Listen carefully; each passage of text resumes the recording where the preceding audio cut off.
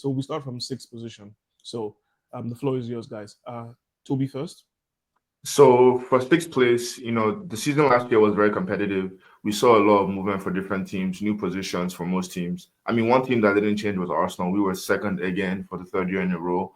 But I looked at, everybody's last year finish as well as the work that they've done and the changes that they've made. And the team that I actually have in for sixth place is going to be, unfortunately for them, Newcastle United.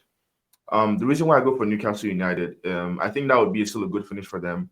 For Mm. since they've had the whole takeover by the PIF fund from Saudi, it's been a very positive trajectory. Obviously, there was a point where they were fighting for relegation. Eddie Howe turned it around, and they were able to establish themselves as a top half side, and now a consistent top six, even top five finisher. And currently, I think I'm pretty sure that they've qualified for the upcoming Champions League season. So it's going to be a very, very hard season. They will be in the new format, which is good for them. They'll most likely make it to the knockout stages.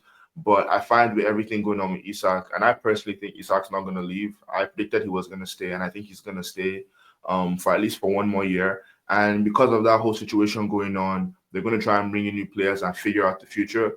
I don't think they have enough stability to be a consistent enough team to finish top five. So for that, because I think they're still a good team with a lot of good players, and they're still going to recruit some really nice players. I mean, so far it's been Aaron Ramsdale and I think Anthony Elanga, which both are very good players to bring them up to a new level. But I still think they need a lot of work in the strike as well as some defensive and midfield positions. But overall, I think they have a really great coach with a good trajectory, and I do see Newcastle finishing in sixth. They might not be happy with that, but I think it's something to be, proud of.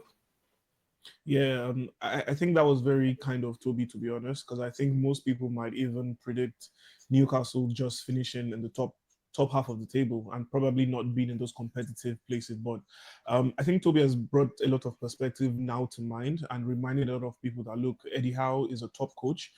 He's been consistent over the years. Newcastle actually have made some solid additions to their team, talking about Anthony Elanga and Ramsdale, like Toby mentioned. And the transfer window isn't over yet. So we're still expecting more incomings for Newcastle, hopefully. I think now they've come to the realization that, look, they're not there yet in terms of being one of the big boys. They've lost out on a couple of signings because they basically lack the pool. No disrespect to them, but like in 21st century football, they're not there yet. So Yeah. hopefully Isak stays for their sake, and let's see how competitive they will be this season. Tolu? Okay, so I have United at sixth, Manchester United. Sixth. Woo! Yeah, I initially it was like seventh, but what's a real United fan without some good old bias? Come on, just I'm